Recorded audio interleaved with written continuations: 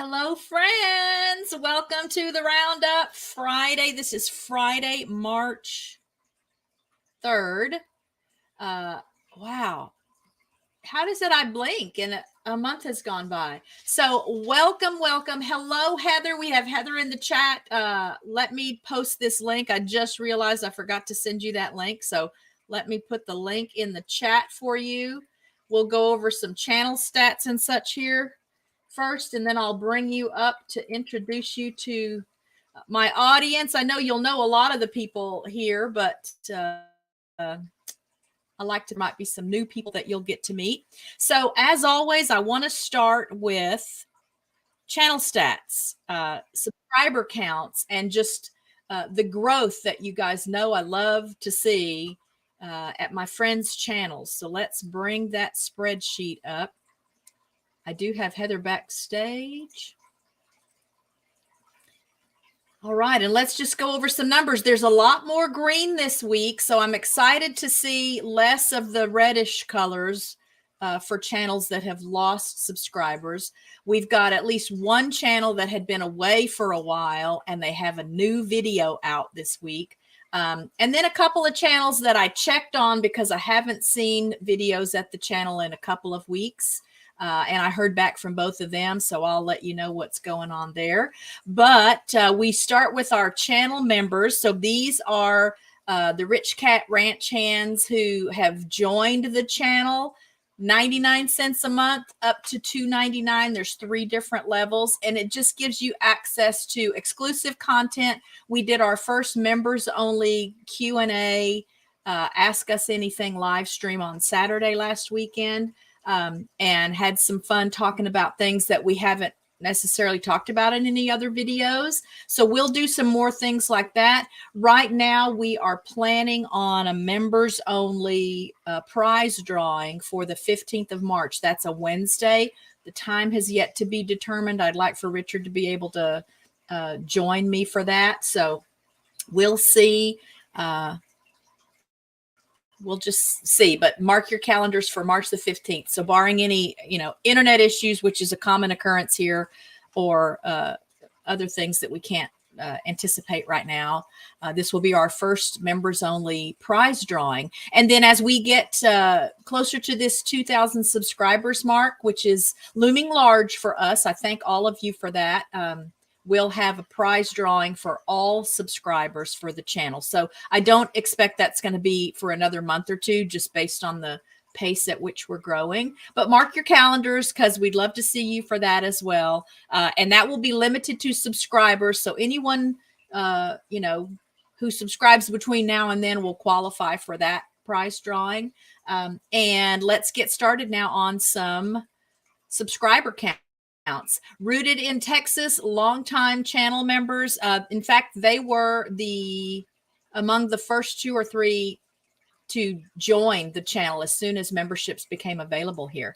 And they gained some subscribers. They're at 822 subscribers today. That is Nina and Boyce. Nina is a moderator here at the channel. I know she can't always be here during the day, so we may or may not see her in the chat today, but check out her channel. Ordered Steps is holding on to the 201 subscribers that she had last Friday. My friend Akashi Chris at Mindfork has gained subscribers. She's at 356 today. If you haven't checked out her new series, This Day in Mindforked History, there's a lot of great stuff there. So it's just a lot of information packed into short videos. Very enjoyable, great graphics. She has a wonderful speaking voice, and she's a great presenter of information. So I encourage you to check that out. My friend Byron, our Texas neighbor at 12 Stones Ranch. If you're new here, he has been to RichKatRanch for dinner and met us and all the animals. Hello, Ashley at CNC Farm. I'm tickled that you're here today. So he is holding on to that 1,770 something subscribers. My friend Joe Hupp in Australia is holding on to his 290 subscribers. Hello, Vicky Lund at Psychology Noir with Dr. Lund.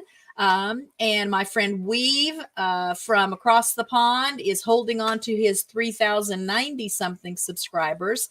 Our friends Joe, Sue, and Angel at the Bud Files have gained subscribers. They're at 1,070 something today. My friend Ann Dale Homestead, one of the earliest homestead channels I feel like I met here on YouTube. And just look, guys, she is tearing it up. So once upon a time, we were right in line with a lot of the other homestead channels that we've met, but they are just experiencing amazing growth.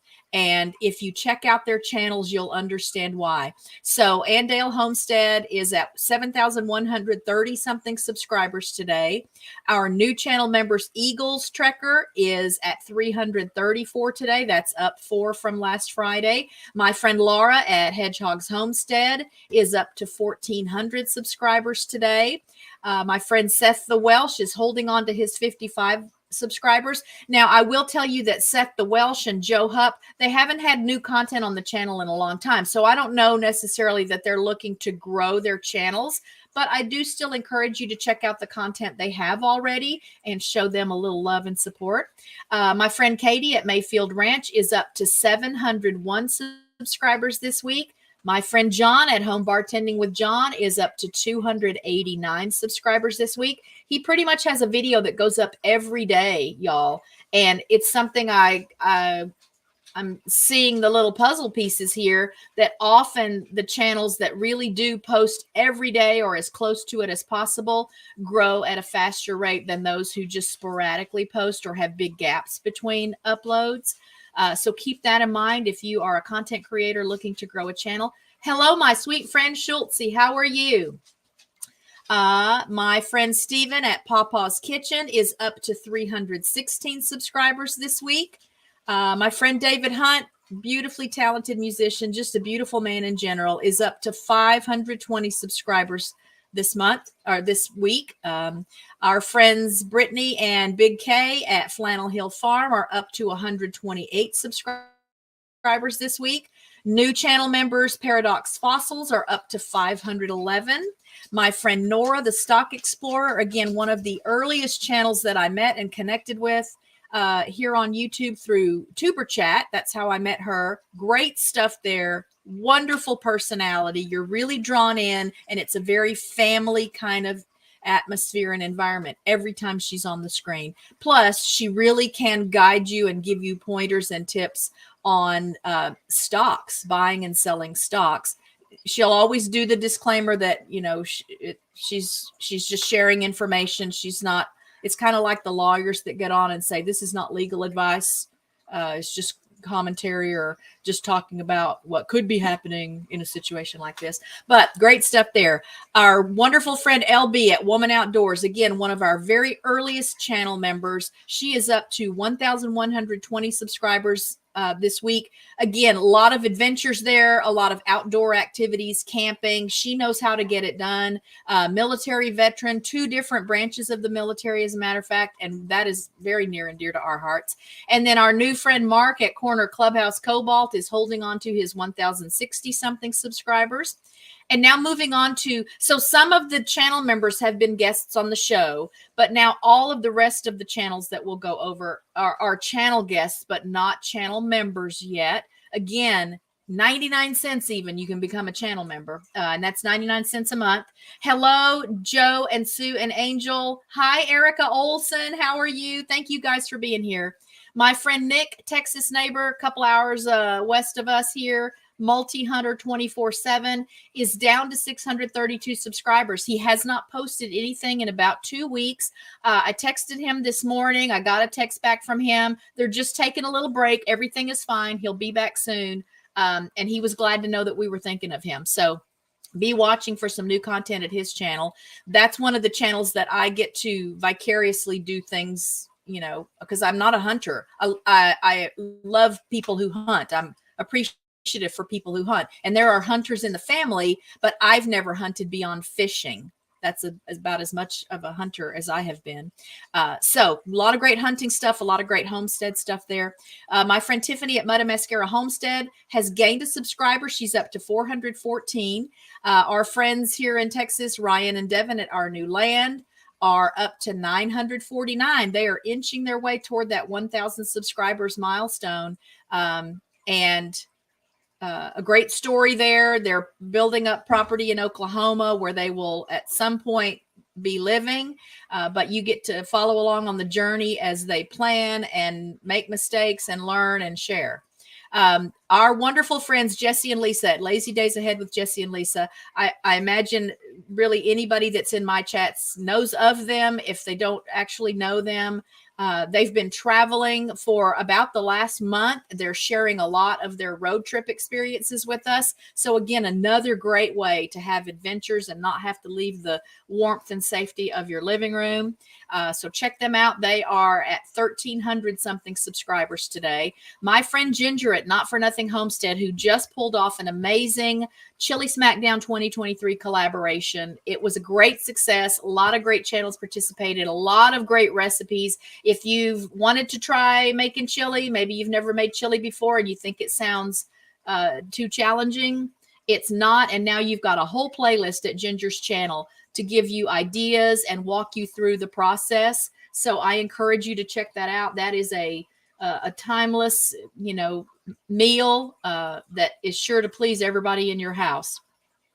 My friend Robin at What the Flock is at 408 subscribers today. I'm excited to say that it looks like the new video that just went up this week did bring some people back around and wake some people up. She had been kind of holding steady at that high 300s mark because there hadn't been any new content in a while. But I was really tickled to see the not sour pickle. It's a sour pickle flavored thing. And they did like a taste test and a challenge with it. And I like pickles, but it sounds awful to me because I don't do like Sour Patch Kids and super sour candies and stuff. So it's funny and kind of educational all at the same time. Now, my friend Lee, First Floor Audio, musician extraordinaire, incredibly generous man, incredibly talented and kind man. He one of the most enjoyable live streams I did here on the Roundup was having Lee here that day. He virtually gave us all a concert, and it was just a huge hit. It was so encouraging and exciting for me. He is holding on to his 1,050 subscribers. I do know he has memberships available at his channel now that he's monetized, and he's a starving artist. So you guys go over and show him a little love and join his family. Rich New Design. So this is one I'm excited to tell you has a new video out this week. So you may remember that lots of roundups now, when we've gone through these numbers, I've shared with you that late in the year last year, I think sometime in the fall, he was having some hardware issues and they were out of commission as far as live streaming or creating videos. So I'm so excited to see the new video that went up. And as you can see, he's picked up a handful of subscribers now in the last week that I'm guessing is because of that. Our friends Jeff and Lorena at Back to Country Homestead, these are also Texas neighbors of ours. They're up to 549 subscribers this week. Ronnie and Brittany, RB Story, our California friends. And this is another one of the channels that I was kind of concerned about because I hadn't seen any new content go up in a couple of weeks. But I texted Ronnie or Brittany rather this morning. I heard back from her. They're just taking a break too. They got lots of things going on their homestead and with their family. She's got a big loofah lady event coming up, so they're just away temporarily. They will be back. So be watching for new content from them as well. But they do continue to grow because they've got a lot of great content on their channel. So they're at 574 subscribers today. My friend Ashley at CNC Farm, who is in the chat today. And hello, Scratch and Pete. Hello, Erica Olson. Did I already say hi to you? Thank all of you for being here today. So my friend Ashley is up to 1,310 plus. I've shared before, I can only see when I go to your channels, I only see 1.31. So I don't know if that means 19. I don't know if that means 10, but she's up just over 1,300 and has just really hit the ground running with her YouTube career and her YouTube channel. And when you visit the channel again, you'll know why. My friend Vicky Lunn, real life friend of mine, great YouTube friend, supporter, encourager, and I'd love to say partner in crime, just because some of our origins, how we met, tie back to crime related stuff. She is up to 872 subscribers. So I am so excited to see her this close to 1,000. I'd love for you guys to go and help push her a little bit farther along the way. My friend Adam Sky, still at the top of the list of my favorite interviews here on the Roundup. He is at 213 subscribers today. And so there's just another little reminder that any of these names that you see here in the guests on the show section of my spreadsheet, go back and look at those interviews. Get to know those people, even though you missed it when it happened live. So Adam Sky is at 213 today. My friend Dino, check this out. I know I've been talking about 100,000 subscribers for a good while there. He is at 100,000 plus subscribers this Friday. He actually hit that early this week. I don't remember which night I was able to be there for the start of his overnight live stream, but he did it. I'm so excited to be able to share that here. So again, go join that family. Check out some of the great content there. My friend Dawn Ray B is at 434 subscribers today. Again, do you guys see all this wonderful green, all the green on the spreadsheet this week? I love it. So Dawn is at 434.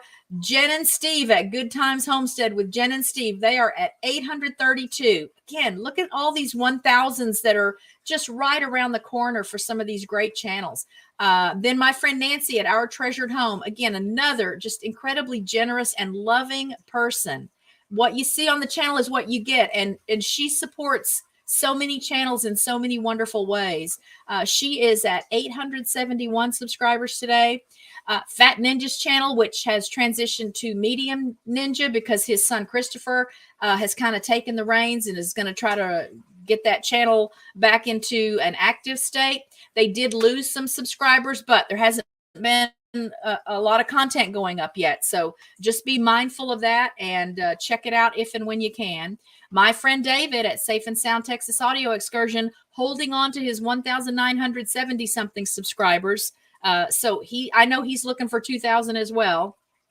My friend Peter Tragos at Lawyer You Know, just look at these gains. And it's just the concept of exponents, right? So when you hit 1,000 subscribers, it just means that you're out there more. Your opportunities to introduce yourself through your videos and your channel to new people just grows as you grow. So Peter is just, raking in these subscribers because he is, I don't even know how he's doing his day job. He's a full-time attorney, a very busy, successful full-time attorney in Florida. And yet he is devoting time to the channel that would look like he's a full-time YouTuber. He's done live streams and videos for us when he's been sick, like laryngitis and a sore throat. And but it's just his objective to serve his viewers. He's just that kind of a content creator.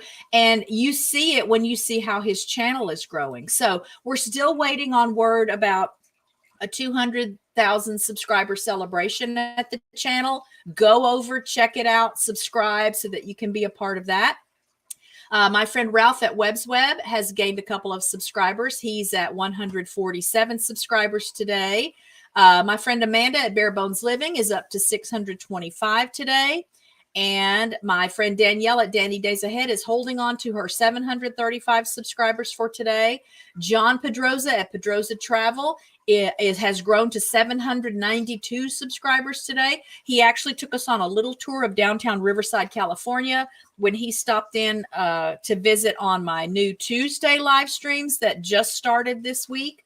And And so I'm hoping that maybe he'll just pop in every Tuesday and show us another part of California. He does a lot of traveling, so we may even get to see some parts of Mexico. I know he goes to Mexico often, but that was a treat for me. And his channel is growing very nicely. My friend Angela at the Inquisitive Farm Wife, she is at 1,400 something subscribers today. My friend Millionaire Paul has crossed the 200 subscriber mark.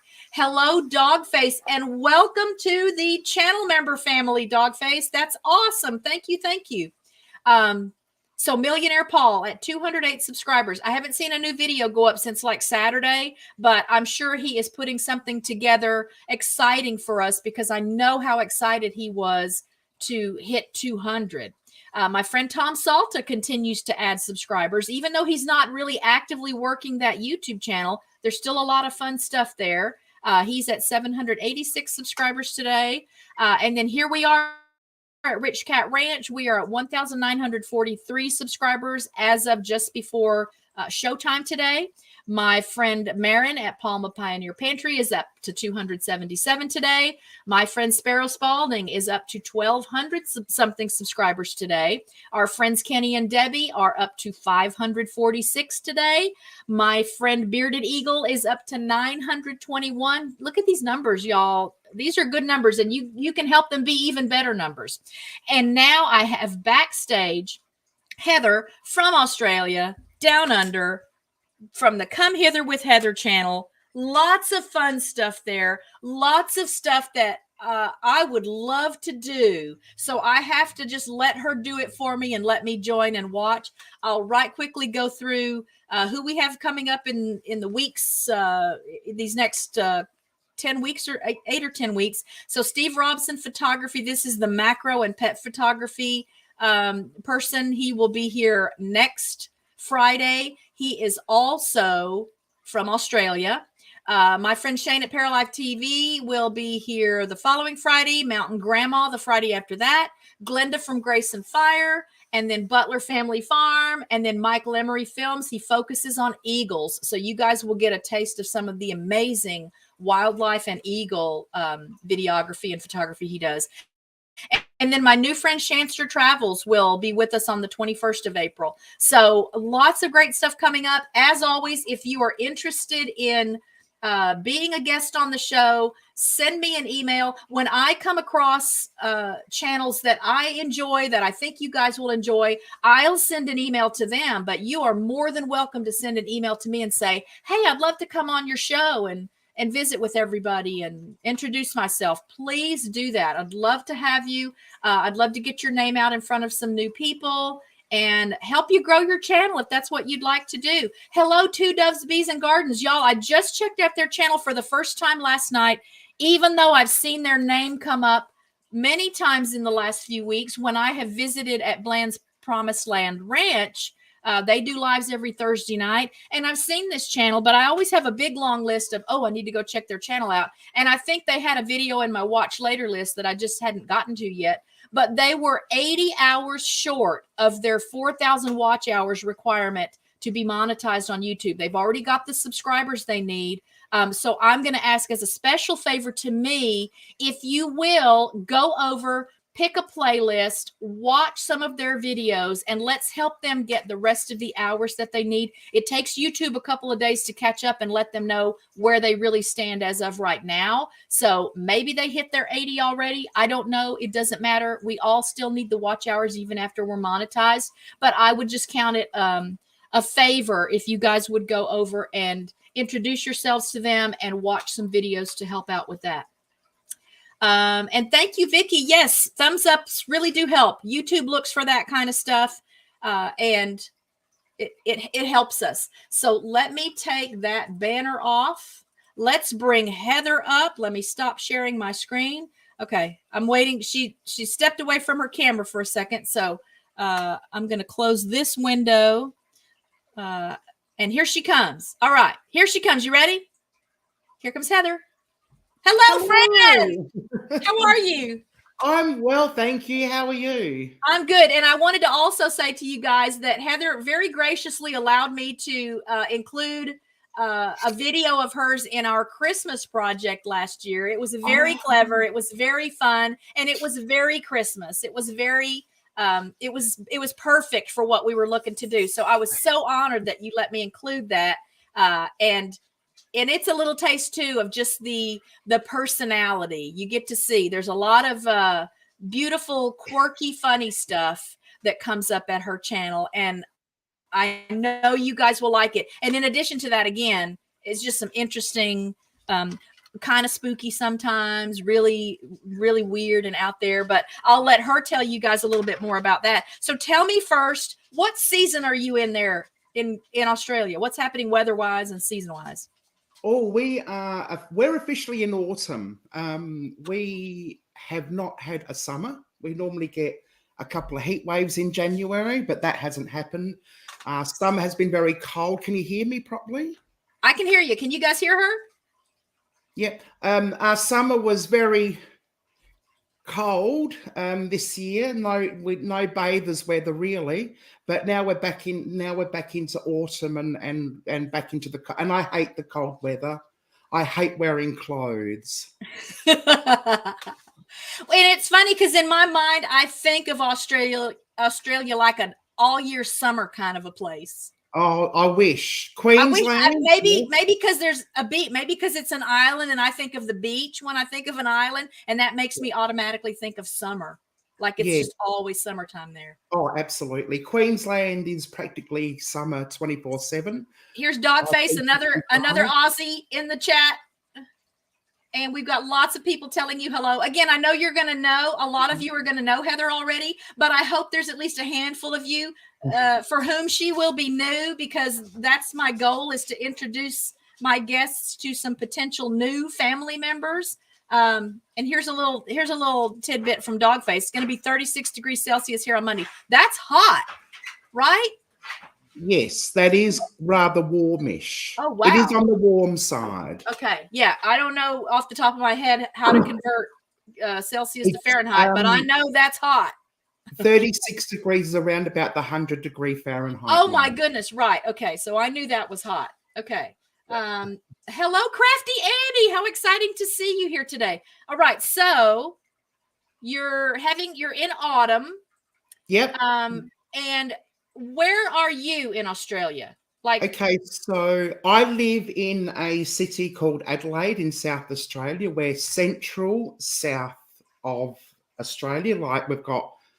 We're directly in the middle, south. Okay. On top of us, we've got the Northern Territory. On the west side, we've got Western Australia. And then on the east side, we've got the eastern states. Okay. And born and raised in Australia, I take it. Yes. Okay. In sleepy old Adelaide. Okay. Okay. I have heard of Adelaide. I'm sure there's lots of little places there that I would never have heard of, but fortunately, Adelaide is not one of them. I can't say I could have picked it out on a map on my own. But I like to play. There's a game online called GeoGuessr. I don't know if any of you guys have ever played that. And when I last played, there was Sydney came up. And so in this game, Google Maps just drops you somewhere on a map, somewhere in the world. You don't know where you are. And you just have to look around and go down the streets and stuff. It's all street view. So it's it's real pictures. And you just have to figure out where you are, looking at pictures and signs and stuff. And so Sydney came up, and I thought, okay, I know where that is. So let's get started with some questions. And my first question is always, what motivated you to start your YouTube channel?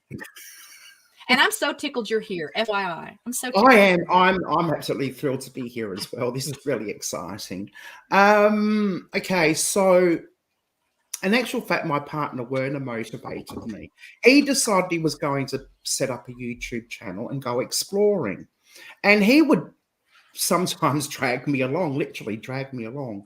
And I thought, well, while I'm here, I may as well film. And then I decided, well, I'm going to put up a YouTube channel. So I thought, well, if I'm going to be there anyway, I may as well do something. So yeah, that's how it all started. So do you guys kind of compete? And what is do you want to give a plug for his channel? Yes, Werner's Adventures. He's actually asleep at the moment. He'll be up in a moment to get ready for work. Okay. So if I have a moderator that can look up Werner's Adventures. Let's drop a link for them. And we don't compete at all. Okay. There's no competition between us whatsoever. Okay. Which is surprising because I'm very competitive, and Okay. so is Werner.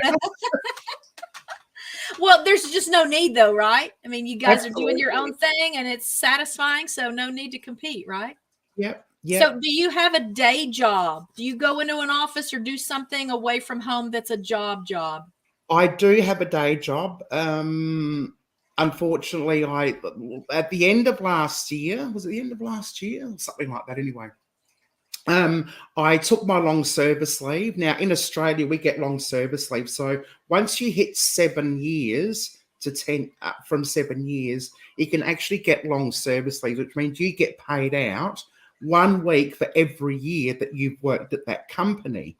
And so obviously the longer you're there, the more long service leave you get. And so I took my long service leave and said, ta-ta, it's been far too long. I need a change. And now I do have a different job, but it's very, very casual. So I don't know when I'm working from 1 minute to the next. Okay. What kind of work is it? Can you tell us what kind of work it is?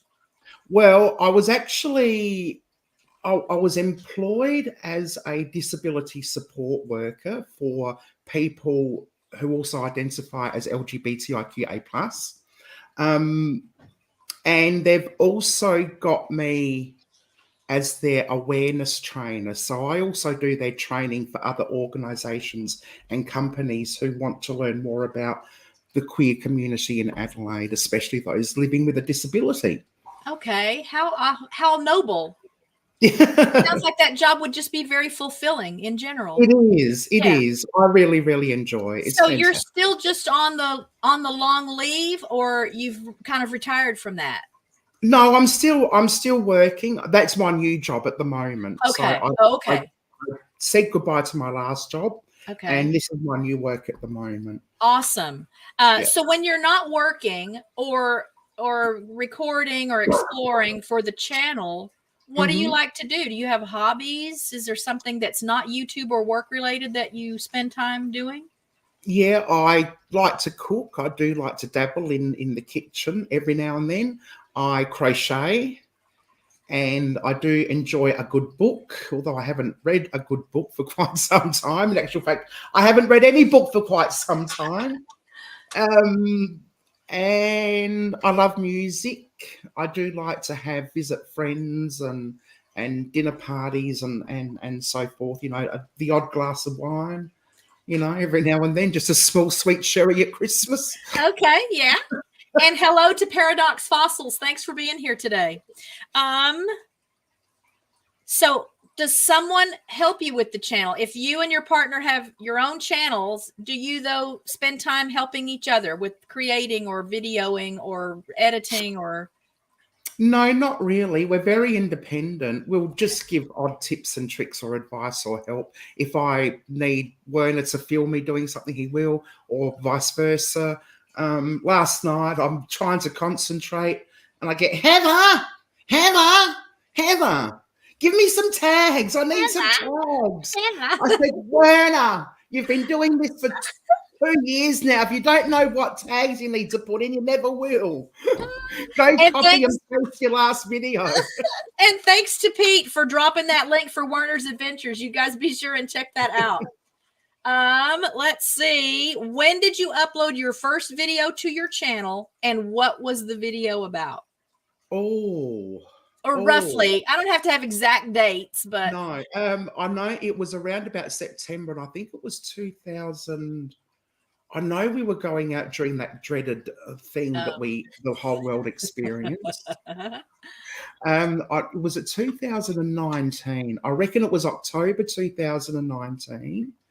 And my the first video I dropped was a ship, a ship in Port Adelaide that was like abandoned and left to decay. There's not much left of it. It's just literally the hull. But yeah, that was my very first video.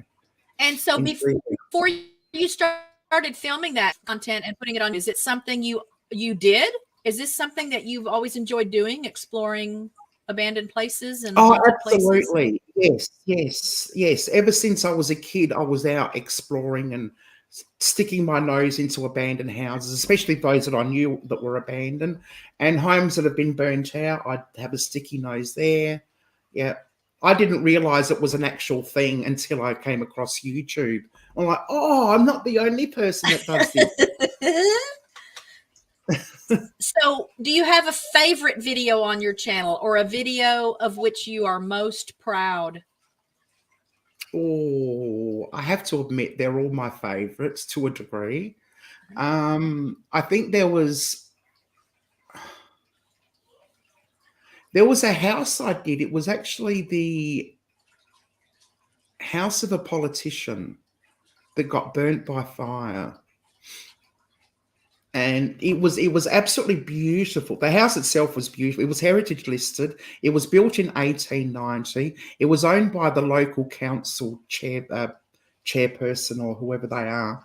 It got burnt out by fire, and there was lots of history, lots of photos of the interior, and I could just create a scene where you could see what it looked like before and after the fire. And I think I was really proud of that, because I could do a lot more, because there's not very many houses that you come across where you can actually find the history of.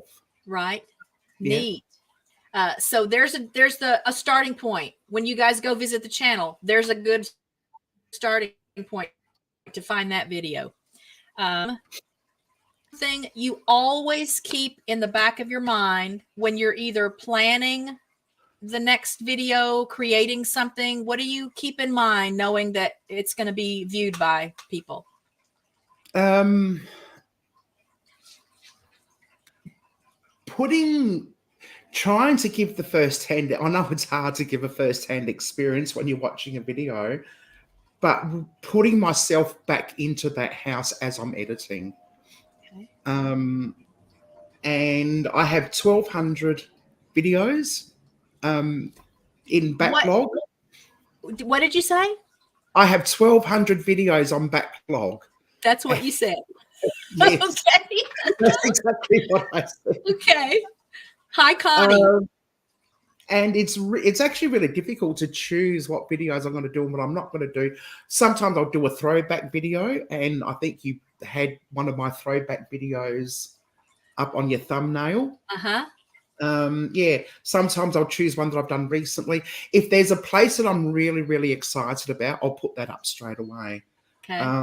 But there's nothing, I have no rhyme nor reason. I just go through my videos like, oh, I like that one. Oh, I remember that. That was good. Let's do that one. Yeah. And well, it's good to have a lot to work with then. I do. I do. Because some content creators, that's the big stress is, they have to go out and find something. They don't have a nice little, stockpile of material to work with. Hello, Market Corner Clubhouse Cobalt. I don't know if I said hello to you already. And hello, Connie Cleary. Part of you, and I'm then going to ask you, what's your least favorite part of YouTube? My least favorite part of YouTube? Well, there's two. The constant editing, filming, going out, uploading shorts. There's no break. There's no break from it. My very first video that I did, stupid me. I mean, seriously, I don't know how the hell I could be thinking this in the back of my mind. I thought I'll write on that video for months and I won't have to do another video for at least 4 weeks. Oh yes, I was lucky if it lasted a night. And it's really weird switching from one, but you've got, I don't know what anybody else is like, but for me, I'm so focused on that one video. Once it's finished, I feel a bit empty, and then having to switch from that video, then finding a new video and putting my head back into that video. That's really, really difficult for me. I find it hard to let go of the old and go into the new. And it happens all the time. You'd think I'd be used to it after 2 years, but I'm not. Hello, Adam Sky. We've still got people coming in. I like to say hi as they come in. Hello, Nora at the Stock Explorer. So that's your least favorite parts. Did you tell us what your favorite part of YouTube is? My favorite part of the journey, enjoying the journey. I mean, as much as I hate the editing and the filming and the numbers and all this, I love it as well. It's a love-hate relationship. I love the little achievements that you make. I love the satisfaction of finishing a video, the satisfaction of uploading a video, looking at a thumbnail, think that's just fabulous, darling. Yeah, it's just those little things that you hate, but when it's done and you're proud of it, and it's like, yes, that's what I love about it as well. Community as well. I love the community of YouTube. Oh, thank you, Nora. Sweet. And what you were describing about being so focused in the video and then being sad when it's done and having to kind of psych yourself up then to get into the next video, that is how I've often described my love of reading. When I find a book that I really, really enjoyed, then I'm really sad when it's over. I'm sad to leave those characters and leave that place, and then struggle for a little while with, oh, how can I top that? I don't want to have to go pick another book then. But then I, for the most part, have been so lucky because the books I have, then I go start the next one. Oh, and then I'm just all absorbed into that as well. And as I get closer to the end, I already start feeling the sadness of knowing that it's going to end. So to me, what you're describing just means you really do enjoy what you do and that they are a part of you. So that's very refreshing to hear. Have you had any crazy YouTube moments? So anything really crazy that happened filming a video, or a crazy encounter with a viewer, or? Oh, well, I got chased by a llama. How many? Raise your hand if you can say that. Raise your hand. How many people have been chased by llamas in the chat today? I've fallen down so many times. I've lost count. I've come across homeless people, as in squatters in abandoned buildings. I've had 5 policemen. We were in an abandoned building. We had a posse of 5 police officers approach us. We had a helicopter, a police helicopter, change their route, and they treated us like absolute criminals. They're like, hands in the air, stop what you're doing, get out now. And they took our licenses and our ID, and they searched Werner's car and all this, that, and the other. And they told us to stop filming. Now, in Australia, we're actually allowed to film. But we did turn our cameras off because they were itching to arrest someone. They had this real pack mentality. And yeah, that they were looking to.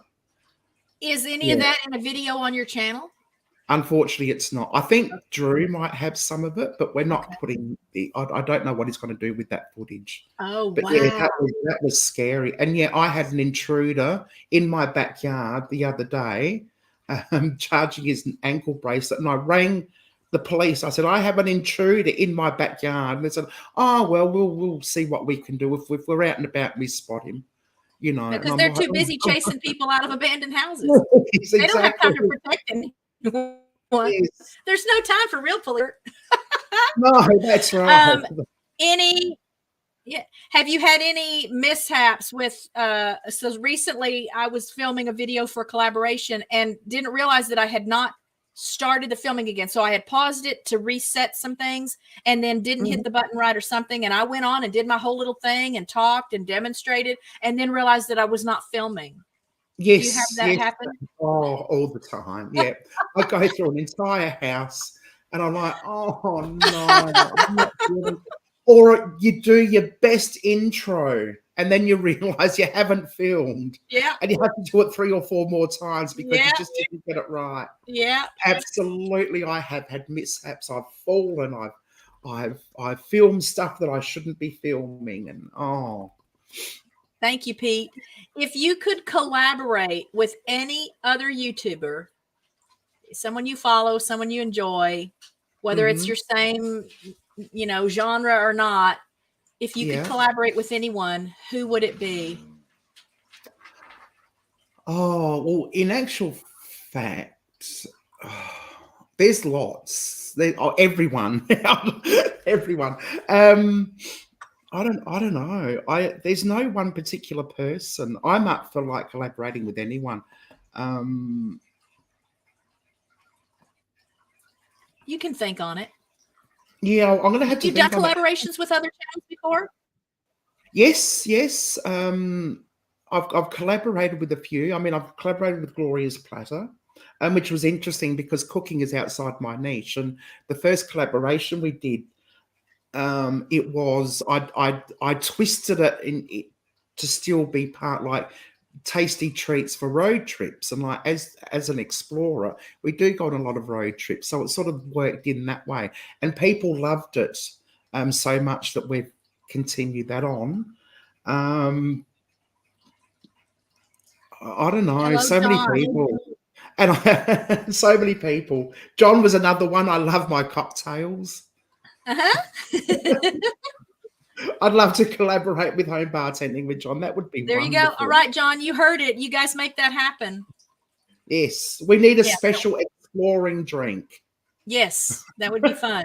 So now that's pretty much all my YouTube questions, but now I like to ask stuff that's not necessarily YouTube related. Although since we were just talking about cooking, what is your favorite kind of food? I like Chinese. Is there good Chinese food in Australia? Yes, we do have some wonderful Chinese. And do you cook Chinese food? I do. I do. But you'd rather go out? I'd rather go out. Not necessary. And where is the farthest you've traveled? Well, it define travel and define what purpose. The farthest I've traveled was the US. Okay. I actually went to it three times now. I've been to the US, and I'm planning a US trip this year in August. Okay. We've got our flight tickets and all that, and there's a story behind that too. Where will you be? Okay, so this time we're starting off in San Francisco. We're going over to Salt Lake City in Utah. Then we're doing the Kentucky, Ohio, Indianapolis tri-state area. Wow. Then we're moving over to Washington, D.C., Baltimore, Chicago, all the interesting areas. Wow. Gettysburg. Then we're going to Orlando. And then we're going up to Niagara Falls, the Canadian side of Niagara. Wow. Awesome. So how long will you be here? 5.5 weeks. Okay. Awesome. I was going to say, that's going to take a while. Yeah. Yes. So is it you're flying here and then you're road tripping, taking a train, renting a car? We haven't decided that yet. We're thinking of renting a car between cities and towns. We're flying here. We may have to fly to Orlando because we looked at the travel time because our last one before Orlando, I think, is Washington, and that's Washington, D.C., and I think that's a fair way. So we might have to fly to Orlando and then fly up to Niagara. But I think the rest of the time we'll probably fly or train. Okay. Yes, that's going to be exciting. And I will, I'm guessing you'll be documenting some of that and sharing some videos with us. Oh, yes. I'll be making a special playlist. I'll call it the Australian Invasion. Okay. Yeah. Down. Calendars. Do you have pets? Do I have pets? Dogs, cats, llamas? Oh, no. Unfortunately, I live in a rental property that doesn't allow pets. We did have a sort of like a lizard that made itself at home on our steps, and we used to feed it. But unfortunately, some stupid person in their infinite wisdom decided to brick up the area where the lizard would sleep, and I don't know what happened to him. He must have run away and found somewhere else. I was really disappointed about that. But no, we're not allowed to have pets. But I love animals. I'd love to have a pet. Sweet. Do you consider yourself more of an introvert or an extrovert? I'm a social introvert. I can be very, very extroverted when I need to be, obviously in the kind of job that I do. Right. But any other time, I'm very quiet. I like my me time. I like to be alone in my house and, with my crochet and my rug and maybe a glass of wine or chocolate or snacks. Okay. Snacks and YouTube and crochet and me is my ideal. Yeah, but no, I'm a social introvert. That's what Okay. That's a good way to put that. Yeah. I. And so when you're on YouTube just for fun, you're not working, what do you watch most? What kind of content do you like watching? Titanic documentaries. I have 3 Titanic channels that I absolutely adore, and Interesting. I've been fascinated with the Titanic ever since I was a child. Um, Ever since I can remember. So yeah, that's what I do, and I don't get to those channels often enough because I'm too busy trying to support other channels. I sort of leave my passions go, but I'm back into watching my Titanic. Nice. Yeah. And do you watch much TV? I'm sure you may have television there that I don't, it's not here. And so I might not know what you're saying, but do you watch much TV? No, not a lot. The only TV that I really watch these days, I don't have time to watch TV, is Home and Away. I've watched that from the very first episode, and I watch it to this day. Okay. Um, In fact, Takeover, yes, Dogface. so if you were famous, what would you be famous for? Oh, probably something stupid like being clumsy. I'd be probably a female version of what's his name, Jerry Lewis. Oh, I thought she was going to say Gerald Ford, y'all. No. Wasn't that president that was always falling down? And I'm showing my age there. So now, are you on other social media? Yes, I'm on Instagram. I was just about to sound like Kevin for a minute on Super Chat. I was about to say almost the exact same spiel, but I'm not going to. Get it out of your mind, Heather. Come on. I'm on Instagram, Facebook, Only on and live stream, yeah. Twitter. Okay. And TikTok. Do you consider yourself more analytical or more artistic? I'm probably more artistic than Okay. analytical. I don't really watch my stats. I don't look at my stats. I look at them. I think, well, what the hell am I meant to do with these? Do you have goals? And I go pray over. I shut the tab. I think about the most analytical I get is the numbers and the watch hours. Okay.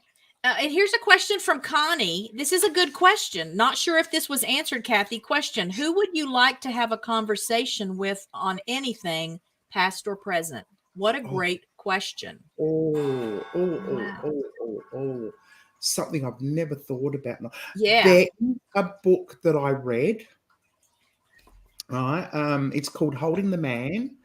It's an autobiography and actually won several awards. And the person died shortly after the book was finished or published or released. And I would love to sit down and chat to him about his life. Sweet. Timothy Conograve, an amazing author, an amazing writer.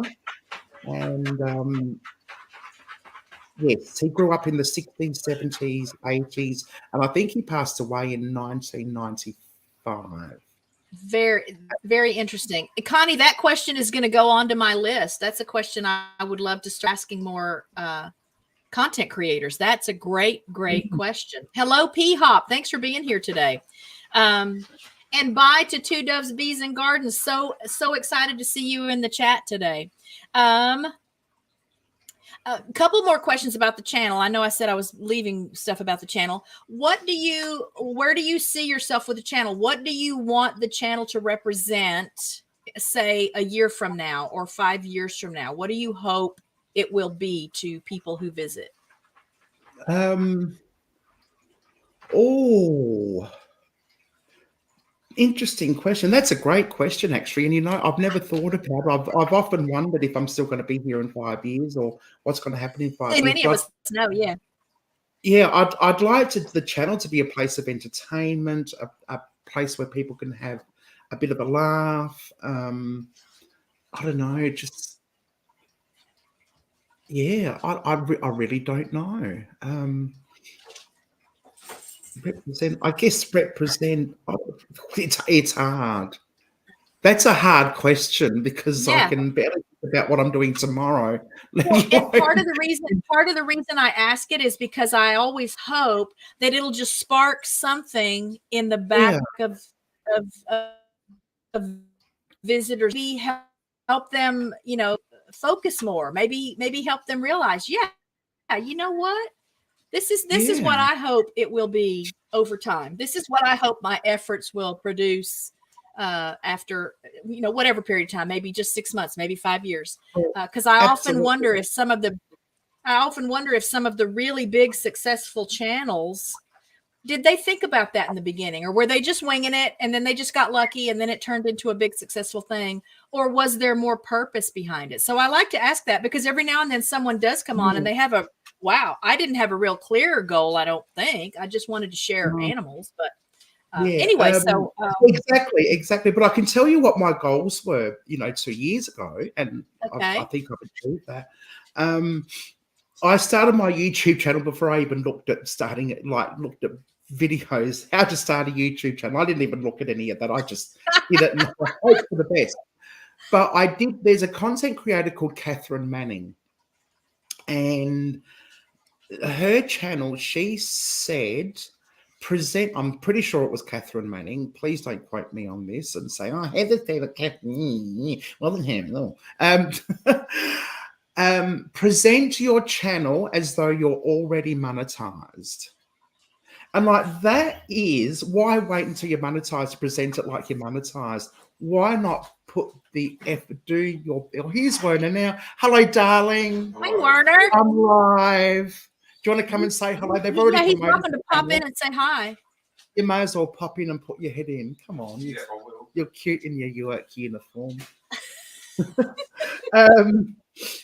And yeah, it's done me well because I've set myself the bar and something to achieve, and that was really exciting for me. And I feel like I've achieved that to a degree.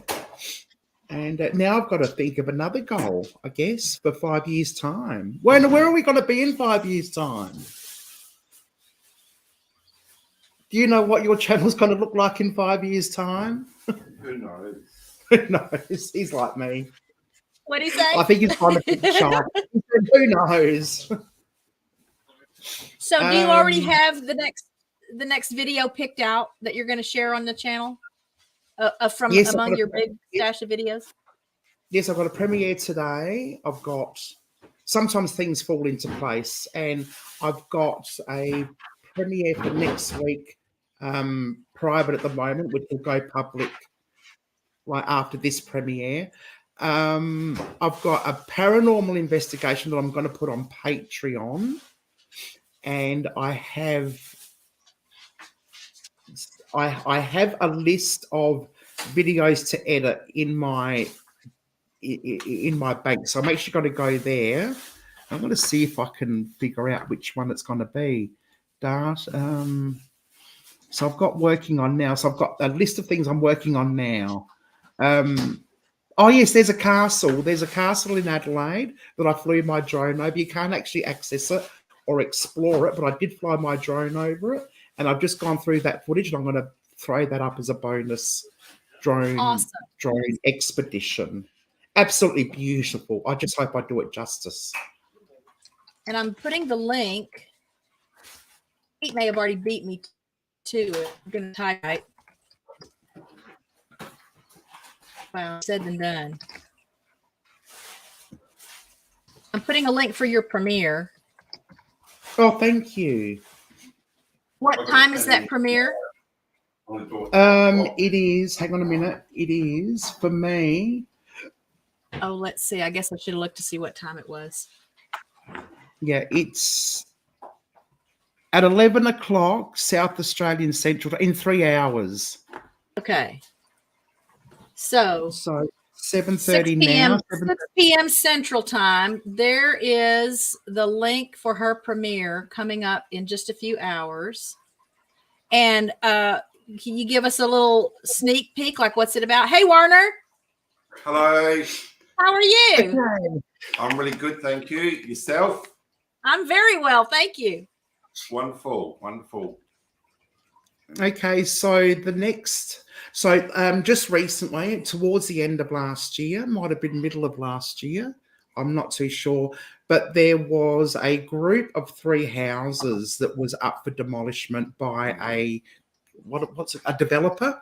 So there's some beautiful old eclectic homes have been demolished to put up little ugly shoebox flat things. It's in a wealthier part of Adelaide now.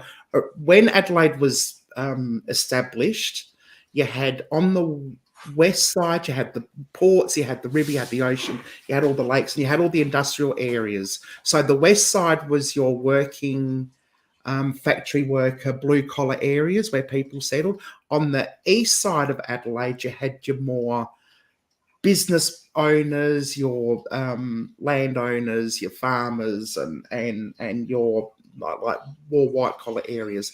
So the west side, and specifically this area, was a more wealthy area back in the day of settlement. I don't like that word settlement, but it is what it is. So I just saw a video on your channel. Maybe it's one of the ones I just shared. I don't remember. You were exploring a house that's going to be demolished. Yeah. And I was very sad because the house, it looked like a beautiful house. I mean, someone had gone in and written on the walls or a door or something. I remember seeing that. Yeah. But beautiful tile in the laundry room. There was just the like brand new looking, the white tile. And is this among those homes that are? Yes, that's the first one. And today's premiere is the second one. And next week will be the third one. Okay. So, yeah. So I saw that. And again, I was just struck at how that seems like it would just be a beautiful home to just get in and clean up and fix it up. And then someone could enjoy it. And absolutely. I understand tearing it down to put in something not so beautiful. Yeah, absolutely. A lot of that's happening to a lot of our homes are being torn down.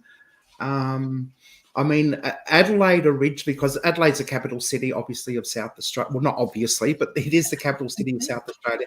We were a very small town, a very small city. We didn't really have an immigration policy. Australia didn't anyway until about 1986. It was a European policy only of immigration.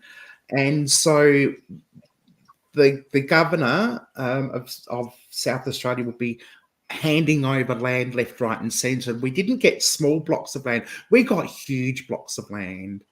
And, you'd have a big house with a big backyard where kids would play, but not anymore. But because Adelaide is sort of like centralised, we can only go north and south. We can't go east because you've got the ocean. You can't go west because you've got the Adelaide Hills, and that becomes a bit difficult to expand. So you can go north and west or build on what we've already got. So a lot of the homes that we have, including our heritage listed homes and homes built in the 1890s to 1950, which to me are the most beautiful. Anything past 1950 is starting to get a bit ugly, and unless it's really, really special, like a mansion or something, they get knocked down. The land parcels get smaller. The homes get sort of smaller but bigger, maybe go up. Townhouses and stuff. So it is a shame. It is a shame. Yeah. I want to say hello to Mom of 4 boys and goodbye to Vicki Lund at Psychology Noir with Dr. Lund. So welcome in and have a good weekend, Vicki. Thanks for being here today. And then my final question. Oh, 2 more questions. Oh, no, I already asked that one. My final question for you. So you do live on an island, but let's say you're stranded on a deserted island. What 3 things do you want to have with you if you're stranded on a deserted island? Oh, okay. Probably my crochet. My camera. Yeah, Werner wants his camera. He's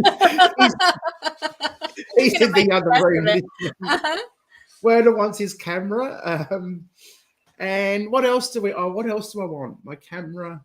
I mean, assuming we've got food and water. My crochet, my camera, and probably a good book. Probably something to keep my mind amused. Okay, nice. Yeah. Have you visited any deserted islands ever? Yes, we have. Up in Queensland, I don't know if anyone's heard of the Whitsundays. Well, if you're not, if you're connected to fluff, all that fluff and stuff, you know exactly what I'm talking about. But the Whitsundays is a group of beautiful group of islands off the coast of northern Queensland. And the closest island is called Pigeon Island. It's actually uninhabitable.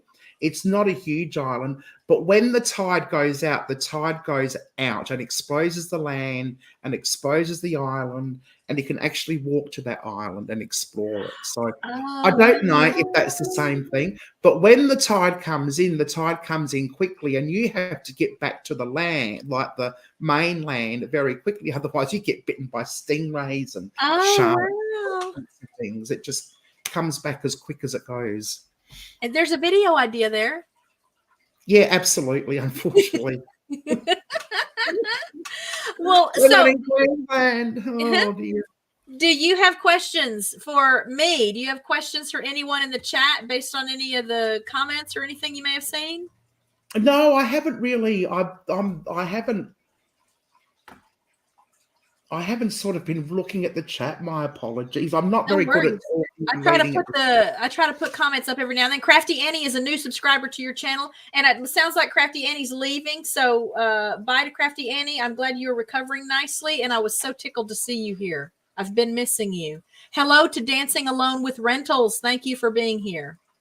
Oh, Dog Fence asked a question. What 3 albums, if I had power? And I'm assuming like music albums, I would probably have to take Abigold, probably the Beach Boys. I love the Beach Boys. How fun. And or probably Madonna. I think I'd have to take Madonna with me. How fun. Yeah. This island is a lot of fun. Yeah, the whole island is sounding pretty fun already now. Yeah, I know, we just need food and water, and then we don't have to go any place but there. Exactly. Hello, John at Pedrosa Travel. Thanks for being here today. So again, do you have questions? No, not really. My mind is all like a junior primary finger painting at the moment. It's And so again, tell all of us, what time is it there? Okay, at the moment it's 7:38. I got up at 5:15 in the morning so I could shower and throw on my makeup. It's 7:38 a.m. Saturday morning. I'm as tired as anything. I don't mind admitting. So you're a day ahead of us. Is tomorrow going to be a good day for all of us? Yeah, so far so good. You're in for an amazing time. You're gonna be chatting to some wonderful people. Yeah. So she's ahead. We can always get a glimpse into the future by visiting her channel.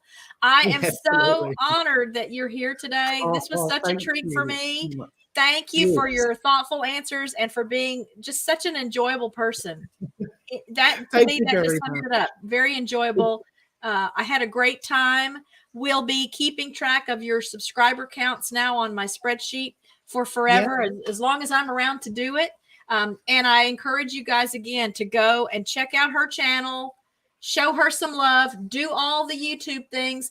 Always remember, that when you subscribe because you want to help a channel grow, you got to do it the YouTube way, because YouTube can be kind of persnickety about it, and they'll take subscribers away, they'll take hours away, they'll take likes away. So go over, find a video or two that's at least 3 minutes long, comment on it, like it, share it, do all the things, then subscribe, and then YouTube knows that you're a real person who really did mean to be there. Yeah, absolutely. All right. And But I'm hopefully I can Go have ahead. you back on my channel and chat to you one day. Oh, that'd be fun. Yeah, that would be Yes, fun. I'd I'm like up for that. that. Yes. And Adam Sky, did I even say hi to you? I think I put something of yours up on the screen, and I don't even know if I said hi to you. So Adam is like, near the very top. He kind of has the top spot still right now for just the most fun I ever had in an interview, just because I feel like we had a good time sort of picking at each other a little bit. But again, this was a treat for me. I will be excited to watch you growing. I will be excited to see the next in the series of the beautiful houses being torn down, even though it really saddens me that it's happening. And I'll be excited for your coverage of your trip here to the U.S. Oh, I'm so looking forward to it. I don't think I'll have the camera out of my hand the whole time. Oh my gosh, you'll have another 1,200 videos to work with when you get home. Thank goodness I pay for the iCloud. I've actually paid for a terabyte of storage on the cloud. Thank goodness for that, because there's not enough storage on my phone. Right. Well, again, be safe. Have a good day. Sneak in a nap if you can. Yes, and absolutely. I'll see you at your channel. We love you. No worries. Thank you. Love you too. Thanks, you. Everyone. Bye. That was so fun, y'all. I'm so glad that you were here for that, and I hope you will check her out. Great stuff, great content. This personality that you saw today, that's what you see. She's very articulate. She can be really funny. Every now and then there are little mishaps that happen that make it even that much more interesting. So I really encourage you to check it out and show her some love. And now we're going to spin for channel of the week. That's been the routine here lately. Let me get my share screen going. And pull up my channel of the week wheel. And let's see who we get. And I kind of keep the wheel cleaned up. So periodically I take off channels either because they haven't created content in a long, long time, or Annabelle TV. Here's another great channel that I met through Tuber Chat. A lot of mukbang stuff, taste tests, unboxings, a great variety there. She's a hoot. So this is a fun channel to check out. I encourage you, again, go show her some support and see what she has to offer there. And now we will, I already closed that.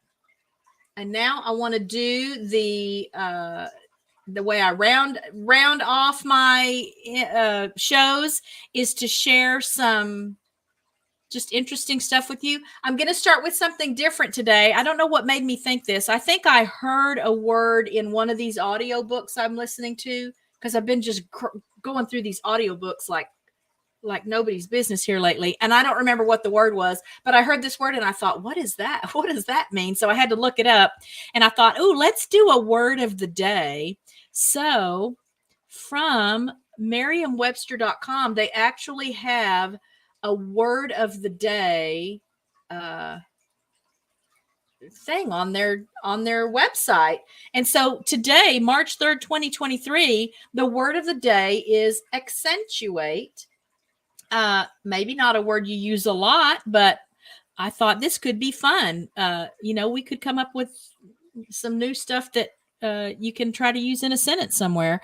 And so the definition of accentuate, it means to make something more noticeable. And then it gives a kind of how to use it in a sentence. And this looks like it must be an excerpt from a book or an article. And it reads, with a tunnel of light haloing her from the outside, Brittany Parks is dressed like a 90s vixen in baggy jeans and an understated crop top, hair down past her waist, with perfect accessories that accentuate her shine. So accentuate, that's our word of the day. This will just be another little thing I'll throw into the mix when we're doing our interesting stuff here on the second half of the shows when I don't have two guests. The next thing I like to do is the did you knows. So I have some new did you know stuff for you. The first did you know on this list is, did you know grapes light on fire in the microwave? That seems to be worded kind of oddly. Grapes catch fire in the microwave, maybe? And it says, back in 2011, a physicist at the University of Sydney went viral after he placed a grape in the microwave and filmed the fiery aftermath. And oddly enough, scientists couldn't explain the phenomenon until quite recently. A March 2019 study published in Proceedings of the National Academy of Sciences reported that the fruity fireball occurs as a result of the loose electrons and ions that cluster to form plasma when grapes get hot. So, did you know? Who knew that? Grapes will catch fire in the microwave. Here's the next did you know on this particular list.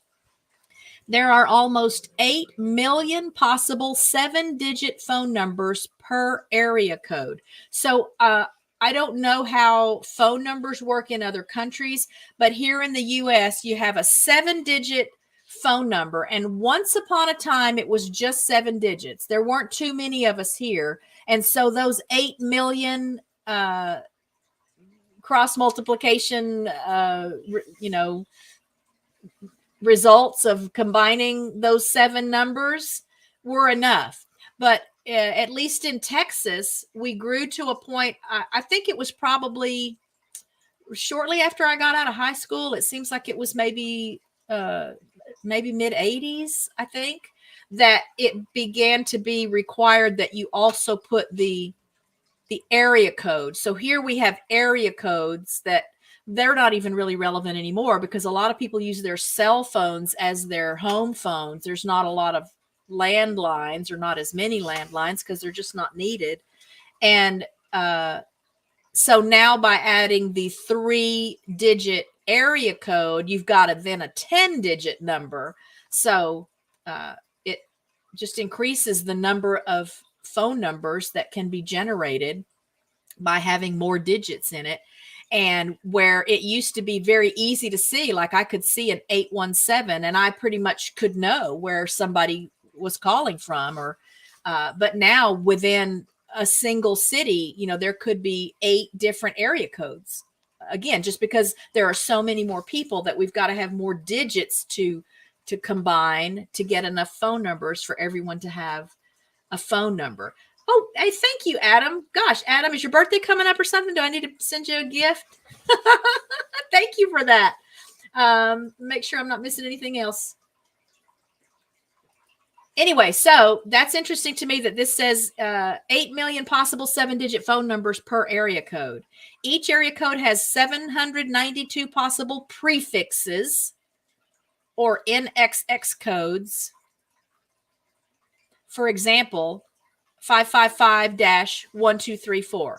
So the 555 part of that, there are 792 possible, I guess, combinations of that 555 part. And each of the NXX has 10,000 possible phone numbers. So I guess because an area code is 3 digits, and then the exchange, the first 3 numbers of the phone number is 3 digits. So with a little math, we know that theoretically there are 7,920,000 possible 7-digit phone numbers in each area code. Did I say that right? Yes, 7,920,000 possible 7-digit phone numbers in each area code. Obviously, not all of these numbers are put into use, so you don't have to try nearly 8 million numbers if you want to randomly dial a friend who lives nearby. I don't know that I would want to go to all that trouble anyway. And third on this list of did you knows, spaghetto, confetto, and graffito are the singular forms of the words spaghetti, confetti, and graffiti. Who knew? Hands up if you knew that. Hey, Betty J. Gathers, how are you? Thanks for being here.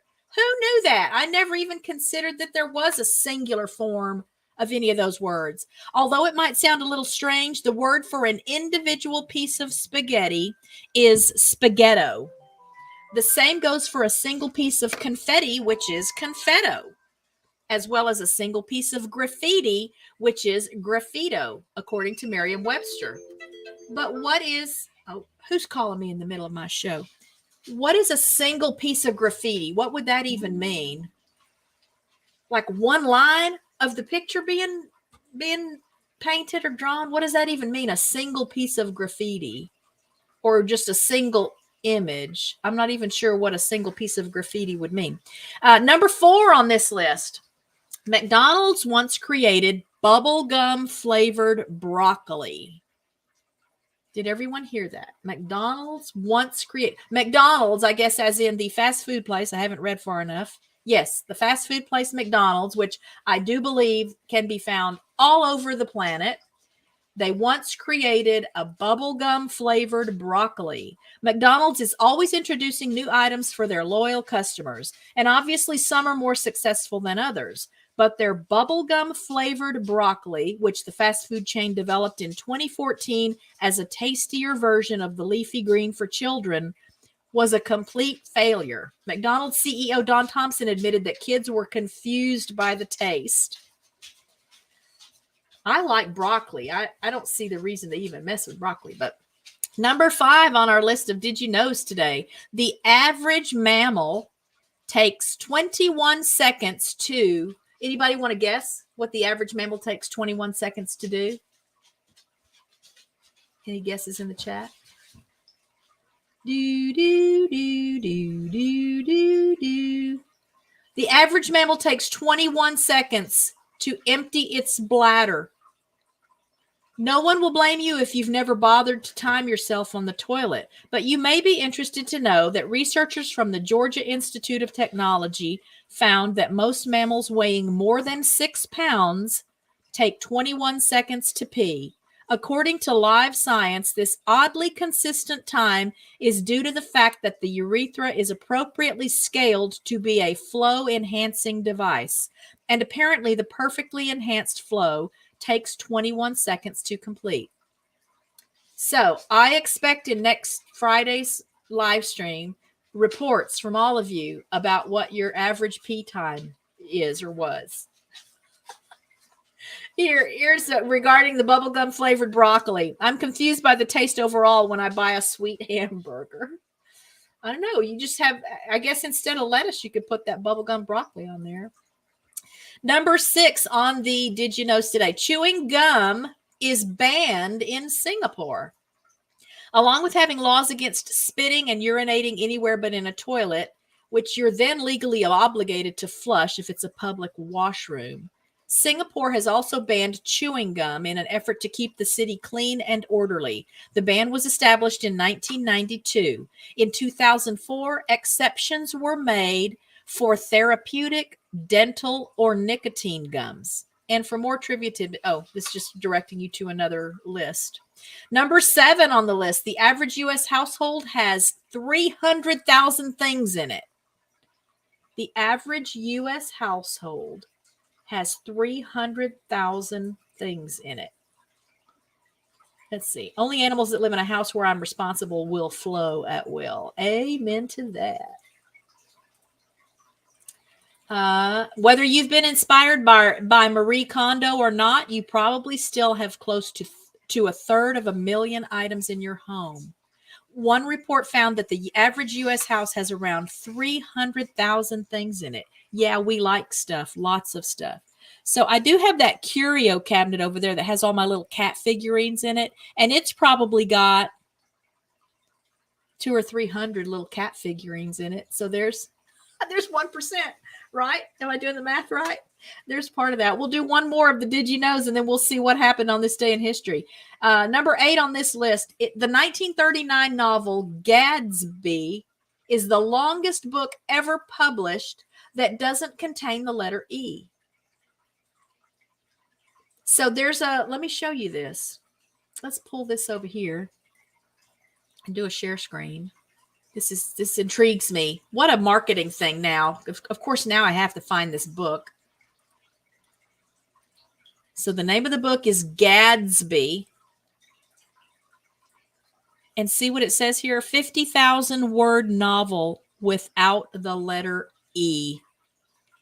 Back in 1939, American author Ernest Vincent Wright published Gadsby, a 50,000 word novel that doesn't use the letter E once. What's more, it's not the only novel that ditched the letter. Author George Perec also wrote the French language book La Disparition without the letter E in 1969. That's even more astounding when you consider that E is the most commonly used letter in the English and French language. How is that possible, y'all? Anybody have a copy of that book I can borrow?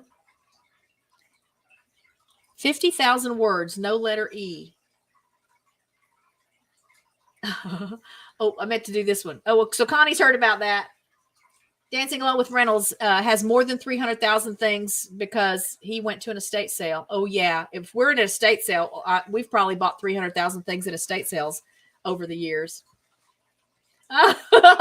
Dogface. Yes. The profundity of it all. E is in earnest. He failed on the front page. Yeah, that's right. Real dedication probably should have meant that he changed his name, right? All right. So let's do some on this day in history. First one. I like to read the first one, the oldest one. On this day in the year 78, origin of Saka era. I don't have any idea what that means. What is that even saying? Saka era, is that a religion? Is that a monetary unit? What is that? But it was the origin of Saka era. Amazing authors. Thanks to them, all the E's were saved from my report cards. Oh, is that it? Yeah. In honor of their efforts. Oh, efforts that starts with an E.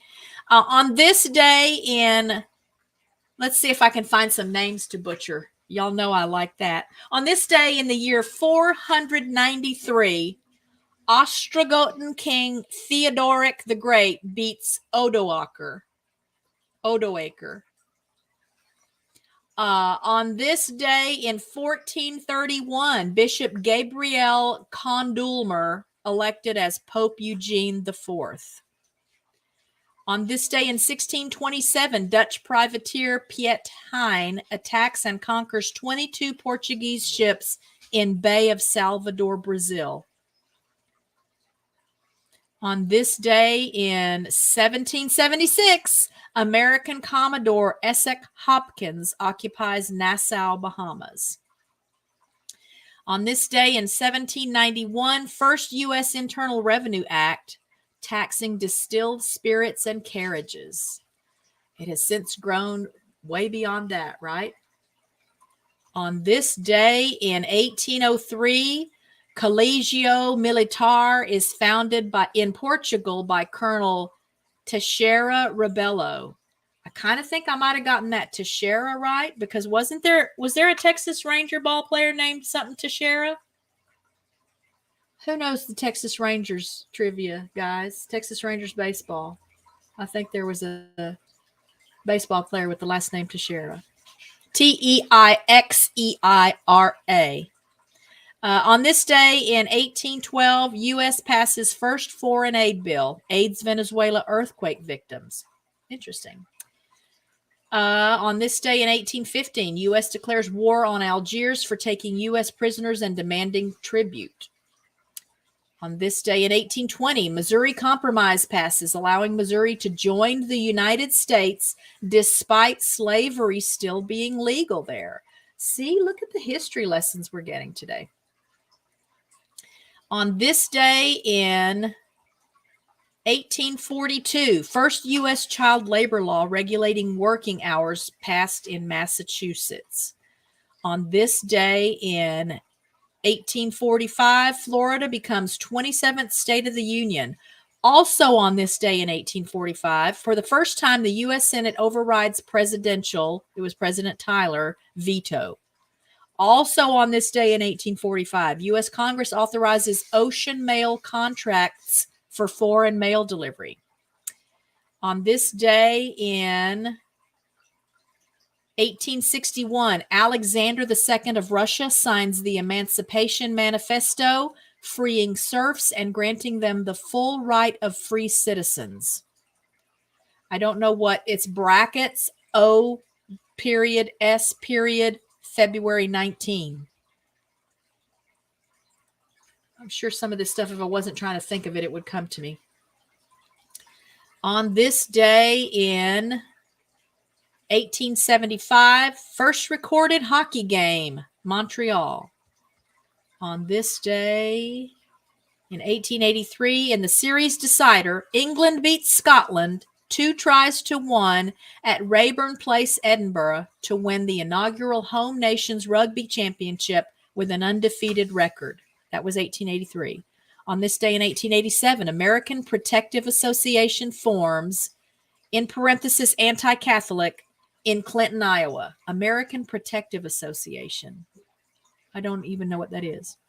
On this day in 1891, U.S. Congress creates Office of Superintendent of Immigration as part of the Treasury Department. On this day in 1894, fourth and last British government of Gladstone resigns. There was a British government of Gladstone. Adam, are you still here? Well, Australia is a Commonwealth. What is that? British government of Gladstone. On this day in 1900, U.S. Steel Corporation organizes.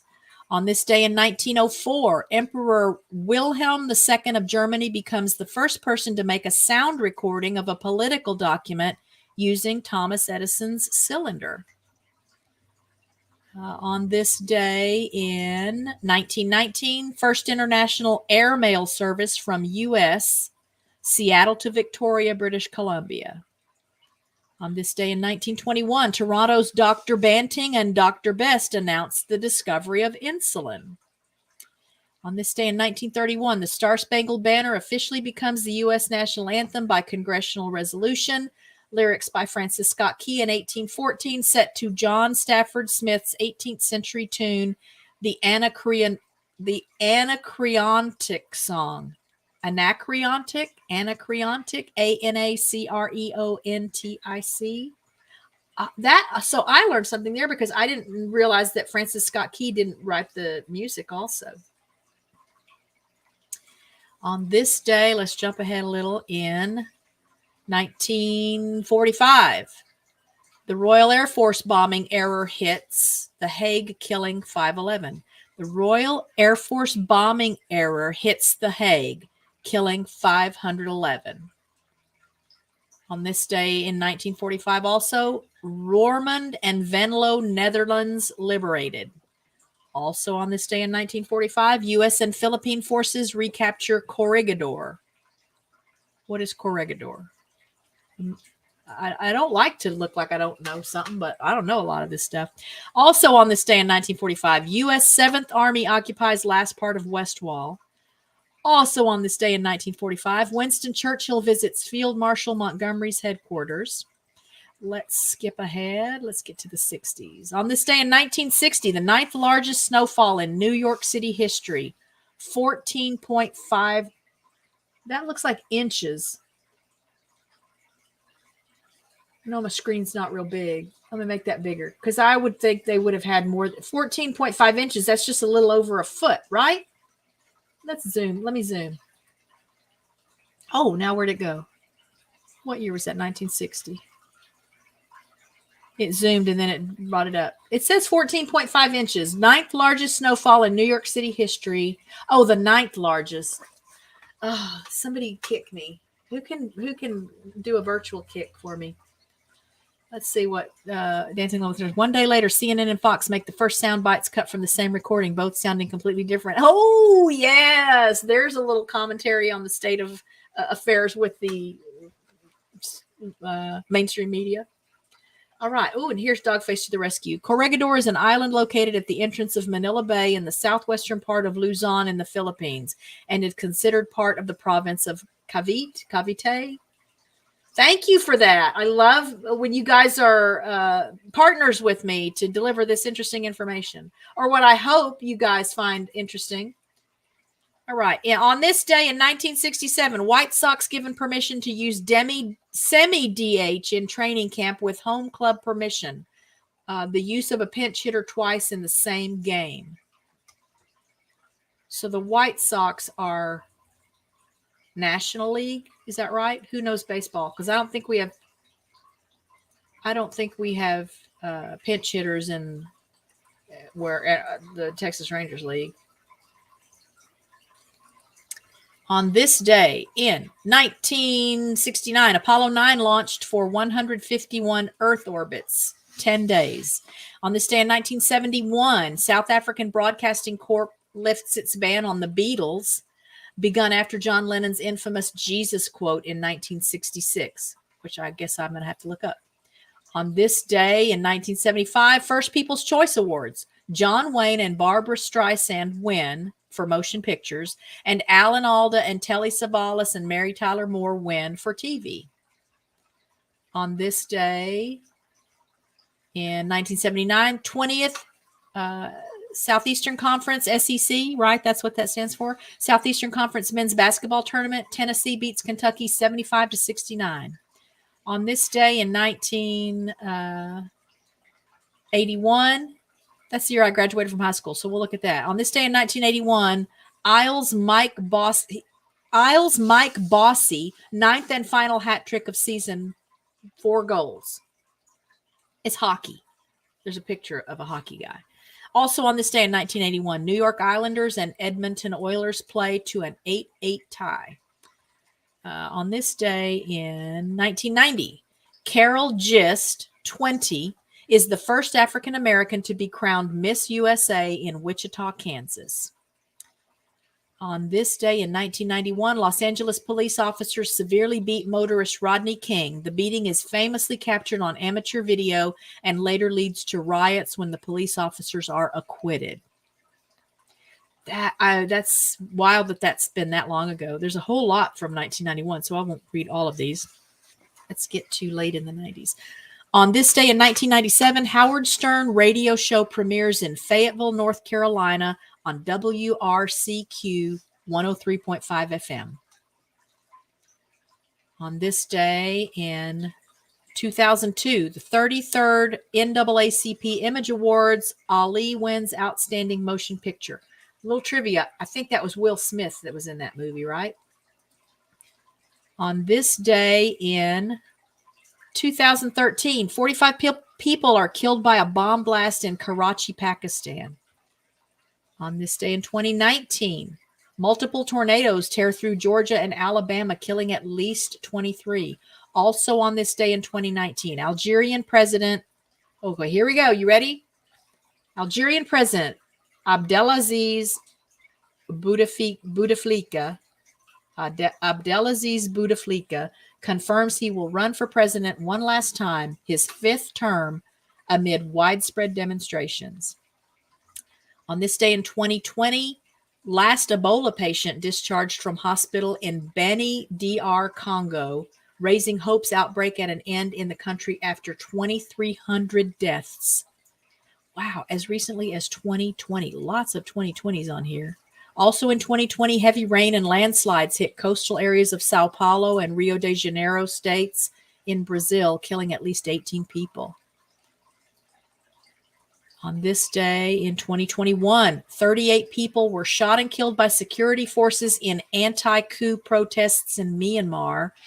Also on this day in 2021, Australian Attorney General Christian Porter denies rape allegations involving 16-year-old girl in 1988. 2021, great apes at San Diego Zoo reported given experimental COVID-19 vaccine designed for animals after earlier outbreak among the gorillas. That was in San Diego. Wow. 2021, this day, Sarah Everard is kidnapped, raped, and murdered by a UK policeman after being arrested under false pretenses in London. Also 2021, U.S. President Joe Biden criticizes lifting of COVID-19 restrictions by Texas and Mississippi as Neanderthal thinking. And then the final entry On this day in 2022, Russian forces seized the Ukrainian Zaporizhzhia nuclear plant. Let me copy it and put it in the chat. Nuclear plant, the largest in Europe. If you can say this word, come on screen and say it for me. I guess I could go to that. How do you pronounce it? Let's see if I can find. We'll try that out because that's kind of fun too. Okay. Oh yeah. Let's pull this over here. We'll do a share screen. You guys can listen together with me, and we'll see how to say that. So what did I say? I said Zaporizhzhia. Zaporizhzhia. Oh, I'm sure it's nothing like how it's supposed to sound. Okay, so let's play this. Hopefully there's not going to be like a content strike or something.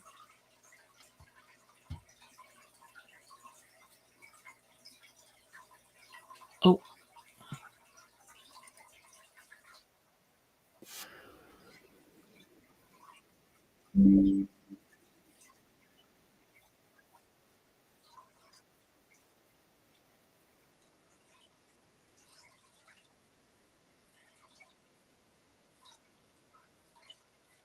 Zaporizhzhia.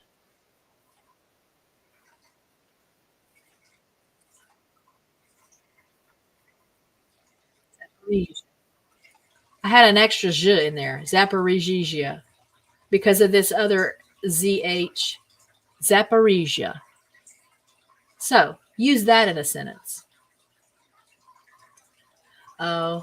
Oh, thank you for looking it up though. So there's some more homework. So time your bathroom visits and look up John Lennon's Jesus quote from 1966. Oh, y'all couldn't hear that? Let me bring it back up then. Or do you just trust me to tell you that he said it's pronounced Zaporizhzhia? Let's try this again. Maybe I didn't check the share audio. Oh, it looks like it should be sharing the audio. How can I make it? How can I make it work so that you can hear it? I don't think there's a way to put this like in the stream.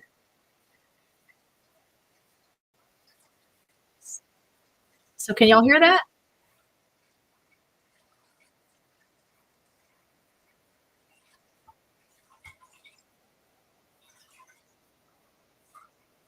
Zaporizhzhia. Zaporizhzhia.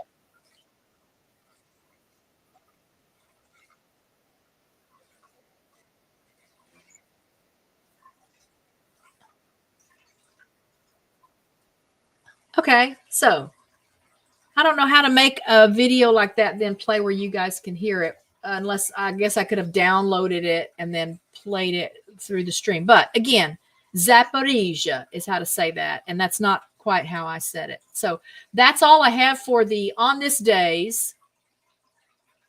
That's all of our Did You Knows. I hope you guys enjoyed the time with Heather today. I had a great time. I knew it would be fun. I knew she would just be her warm and engaging self like she always is. Yeah, so I've got that word typed in the chat, so y'all can go plug that into a pronunciation website and confirm that pronunciation. Zaporizhzhia. And let me make sure I haven't missed anything in the chat. Oh, well, I guess that's better than like being mean to the hairbrush, right?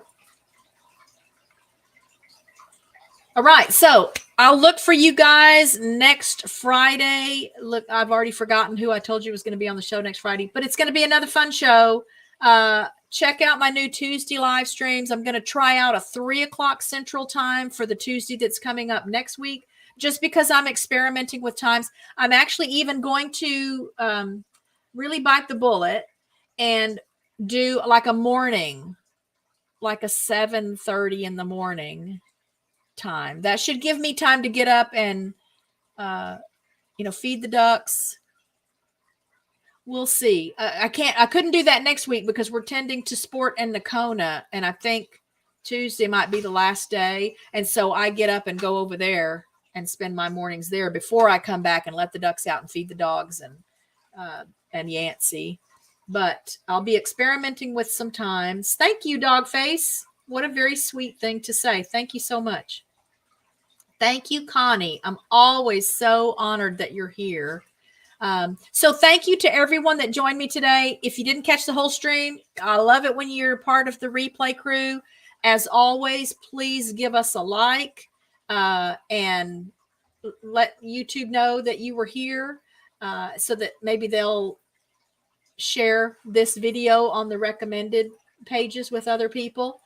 And again, we'll have another members only live stream coming up on the 15th. Sometime in the evening that day. We're looking at our 2,000 subscribers coming hopefully in the not too distant future. So I'd love for you guys to share us with your family and friends and people you encounter to help us get there. And I just am, again, I'm honored and I'm blessed that you are part of my YouTube life, that some of you have become parts of my real life outside of YouTube. Thank you to all of our channel members. Again, that goes a long way for helping support us in the work we do with our animals and helping us keep up with the work of YouTube. It does take some work, and there's obviously time and other resources that go into creating and producing and uploading videos. So for all of you who are content creators, I applaud you. I thank you. Let's see what Dancing Alone with Reynolds says. Let me take this banner off. As kids, we were playing with Star Trek stun guns, and I yelled to my friend as his Klingon sister attacked. She doesn't have a helmet on the side of her head. Zaporizhia. It does sound sort of futuristic or spacey, doesn't it? Okay, so here's just again my request again that you consider becoming a channel member. We're coming up with more and more ways to thank our channel members and, show our appreciation for what that means to us as content creators, just as people who devote a lot of our resources to our animals here and the work we do with rescue. So just invite you guys to check that out and join our family that way. And as always, be safe, be happy, be well, be blessed. Know that we love and appreciate all of you very, very much. If you didn't check out my live stream from the severe weather here yesterday, I streamed all the way through the really, really bad weather that hit us yesterday. I mean, tornado siren sounding. We had to round the dogs up a couple of times and get them in our little safe area in the east hallway, which is a storm in and of itself. We had our 3 dogs, and then we've got 2 dogs boarding with us. But a bag of treats is our friend when that happens. And we had, like 80-mile-per-hour winds, so much rain, no damage here that I've seen. All the animals are fine. Cabo and Delilah did get kind of spooked, but I have all of that on camera because I had all 4 of our outdoor PTZ cameras running, streaming through all of that. I came off and on the screen, obviously sirens were sounding and I wasn't on the screen talking to people. We were in the hallway with the animals, but kind of an exciting day here. And so if you will, check that stream out and see how that went for us. And I will look for you guys on Tuesday afternoon for my new Cat's Clatch series that started this week. And then I'll see you again next Friday. For sure we'll have some okay. Yeah, I'll look for a gosling. I'll create a little gosling emoji for our channel members. Yeah, so part of what you get when you become a channel member, obviously your name is in green in the chat, and then there is a little icon beside your name so people can see that you are a little more involved as a family member. And then you've got a little set of custom emojis that you can use in the chat. And I can always add to those. So I'll look for a little gosling emoji. But love to all from Rich Cat Ranch. Thank you for being here. It's always just an honor and a blessing that you guys show up at all. So just thank you for that. As always, I'll leave the stream running for a little while after I leave the screen so that you guys can say your goodbyes. And I'll see you in the next video. Love you.